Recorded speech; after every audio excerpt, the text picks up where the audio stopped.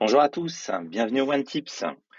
Alors les One Tips vont se faire d'une manière un petit peu particulière aujourd'hui parce que je suis à Paris dans nos locaux parisiens parce qu'on a acquis une nouvelle structure et du coup je profite d'un petit moment pour vous organiser ce petit One Tips dans des conditions un petit peu particulières.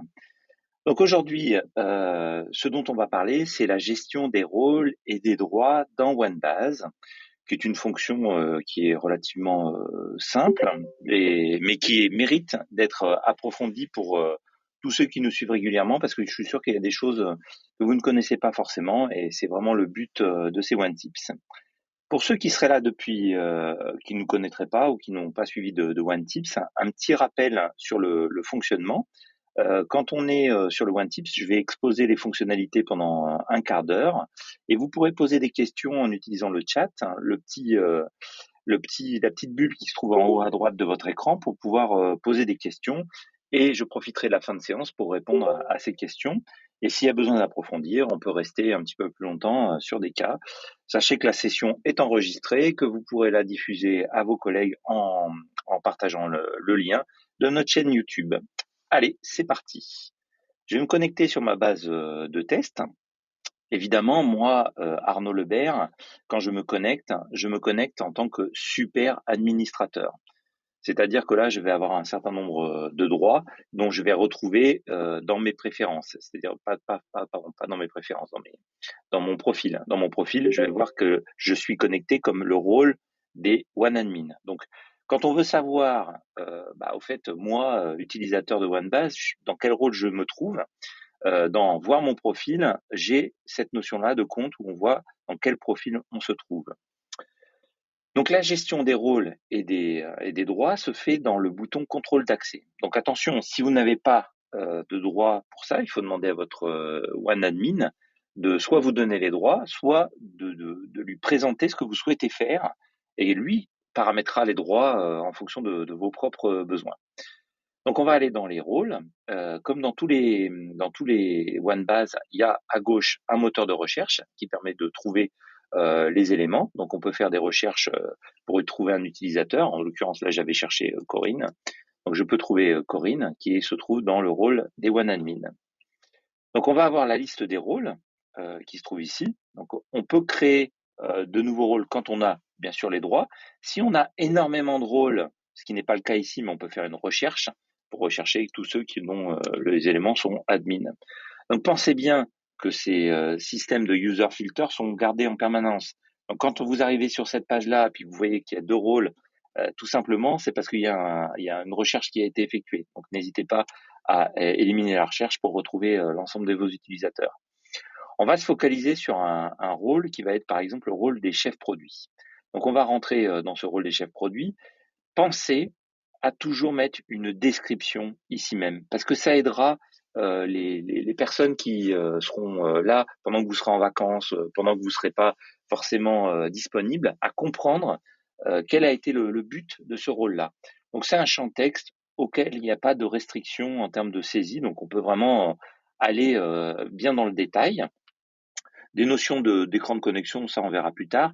Et ensuite, justement, tout le tableau qui va servir à gérer les rôles.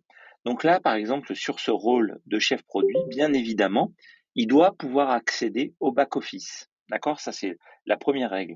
Donc, si vous avez, par exemple, vous êtes dans une configuration ou dans un OneBase, on a des utilisateurs qui ne doivent aller que dans la Mbox et pas du tout dans le back-office. Eh ben, il suffit de dire que ce rôle-là, il n'a aucun accès au back-office et il ne pourra pas rentrer dans cette partie-là de OneBase. Inversement, pour la Mbox, on lui donnera les droits pour qu'il accède à la Mbox. Mais ça peut être aussi totalement l'inverse, c'est-à-dire qu'un utilisateur n'a pas besoin d'aller dans la Mbox et doit aller dans le back-office. Donc voilà. Comment accéder aux éléments? Donc c'est assez simple, on a des niveaux d'importance. Donc quand on n'a aucun accès, donc là en l'occurrence pour notre rôle chef de produit, il n'a aucun accès au contrôle d'accès, ni à l'administration, ni au rôle fonction, ni aux utilisateurs. C'est-à-dire qu'il ne peut pas accéder à cette notion-là, de cette partie-là du code. Comment vérifier les accès de cet élément-là? Ça, c'est une nouveauté très récente de OneBase. vous pouvez simuler l'exploitation d'un site, d'un rôle, pardon. Donc je vais dans mon élément préférences et là je peux dire dans mes préférences que je veux utiliser les droits du rôle chef produit. Alors bien évidemment pour pouvoir faire ça, il faut que je sois au-dessus du rôle que je veux visualiser. C'est-à-dire que si je suis dans un rôle dégradé, je ne pourrais pas exploiter cet élément-là. Mais j'imagine que si vous participez au OneTip, c'est que vous devez être administrateur de votre OneBase et vous aurez donc ces droits-là. Donc j'enregistre et là, si je retourne dans mon OneBase, ben là je vais voir comme un chef produit, parce que là il me dit bien c'est Arnaud Lebert dans le contexte chef produit, je n'ai plus accès au rôle et au droit. Pour revenir en arrière, ben je fais rebelote, préférence, et là je reviens comme aucun privilège particulier. J'actualise ma page et là je me retrouve dans mon contexte là. Donc quand on veut vérifier un paramétrage de contrôle d'accès, en l'occurrence, je peux utiliser ces fonctions-là. Donc je retourne dans mon chef produit. Donc là, il n'a aucun accès sur les contrôles d'accès, sur cette fonction contrôle d'accès. En l'occurrence, il avait un accès sur le paramétrage en lecture seule. C'est souvent intéressant d'avoir un accès en lecture seule du paramétrage parce que quand quelqu'un doit visualiser des listes de valeurs pour les consulter, c'est important de pouvoir accéder à cette notion-là. Ensuite, voilà, le truc, c'est que aucun accès, je ne vois pas que la fonction existe. Lecture seule, je peux la consulter, mais je peux rien en faire. Modification, correction, c'est que je peux modifier un élément, mais modifier une fiche produit, modifier un utilisateur, modifier un fournisseur, mais en aucun cas, je ne peux ni créer un nouvel utilisateur, ni supprimer une entité. Donc, pour avoir ce droit-là, il faut aller encore à l'étape d'après sur création-suppression. Et si je suis en création-suppression, je vais pouvoir créer quelque chose, supprimer ce quelque chose, mais en aucun cas, je ne peux le valider. Pour pouvoir valider quelque chose, il faut que j'ai ce droit-là, la validation. Et parfois, vous avez dû voir à certains endroits, en tant qu'administrateur de votre OneBase, que certains utilisateurs pouvaient passer outre des validations. Et bien, pour passer outre ces validations, c'est quand on a le rôle super. Et quand on a le rôle super, eh ben, je peux modifier une fiche, même si elle est validée. Je peux modifier un fournisseur, même s'il est validé. Donc là, par exemple, sur les fournisseurs, là, sur mon rôle chef produit, en l'occurrence, quand la fiche est validée, je ne pourrai plus la modifier. Par contre, si je le bascule en super plus, j'aurai le droit de pouvoir la modifier sans la valider. Alors honnêtement, faut y aller avec parcimonie, hein, cette notion de super.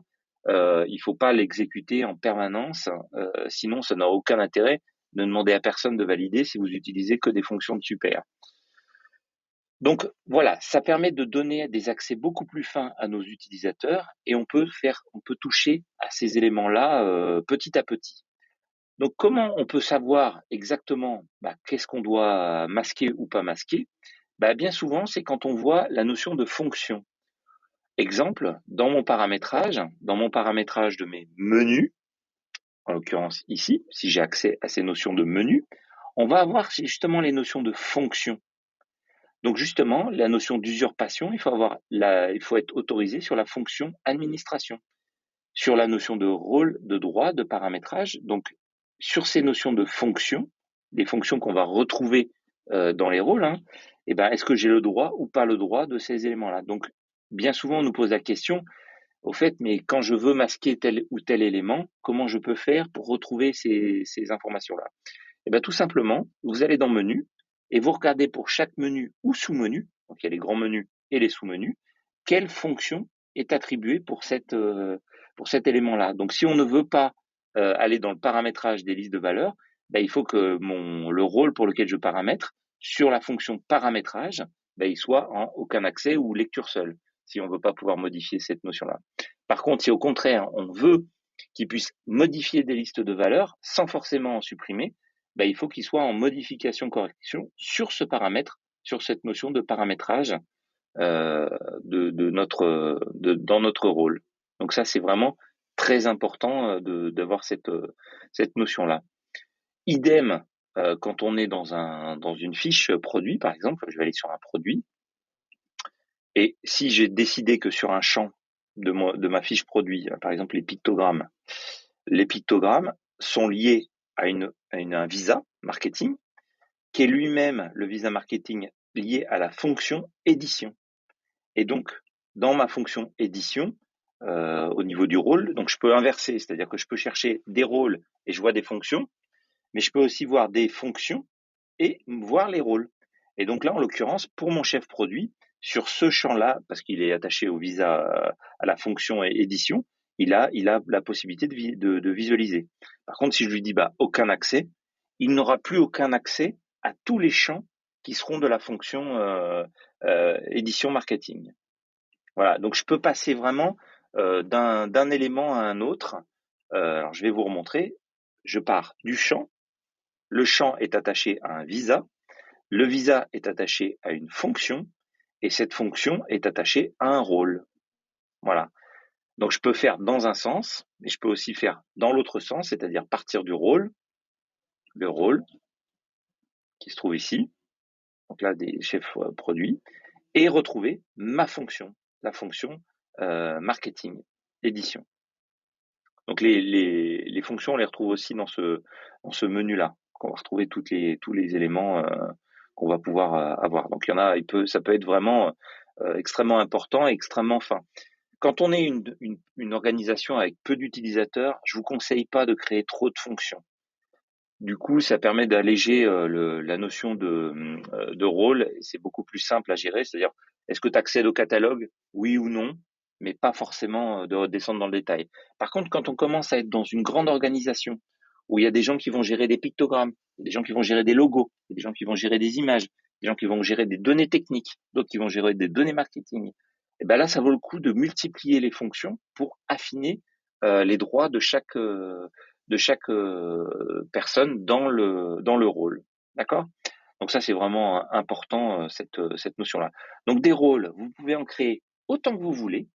Vous pouvez attacher des personnes dans chacun de ces rôles-là. C'est-à-dire que quand on crée un rôle, c'est assez simple. Hein, il faut le nom du rôle et une description. C'est tout ce qu'il y a besoin quand on crée un nouveau rôle. Donc on va créer le rôle assistant chef produit, par exemple. Hop, assiste les chefs produits. Il assiste les chefs produits.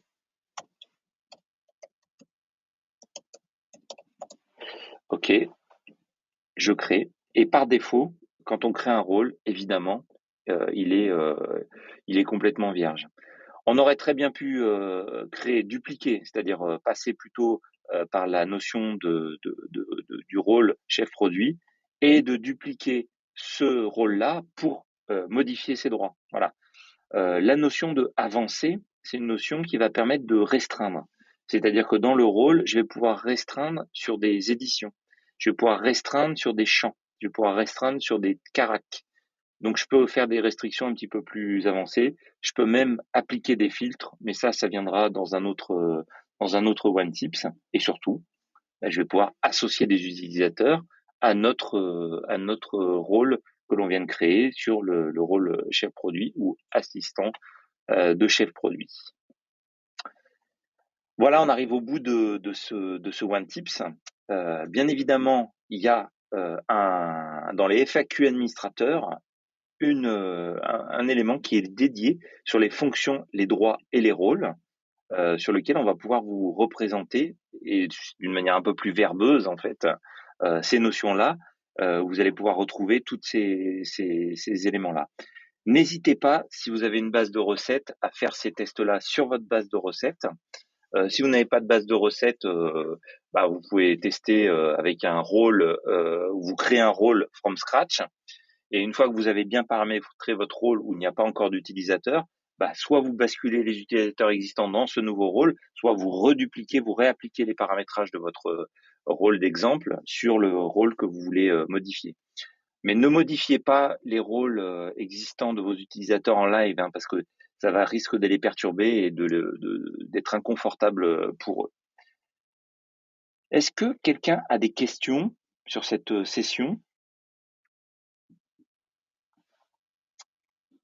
Si c'est bon pour tout le monde, un petit rappel, Adrien au support peut vous aider, hein. Pour la fonction d'usurpation d'un rôle, si vous n'êtes pas dans la bonne version, n'hésitez pas à demander la montée de version. Normalement sur les dernières versions, il n'y a pas de souci pour avoir ces fonctionnalités-là. Mettez des petits commentaires si vous le souhaitez sur nos pages et vous retrouverez cette vidéo directement sur notre chaîne YouTube. Merci à tous, bon appétit et à la semaine prochaine. À bientôt. Au revoir.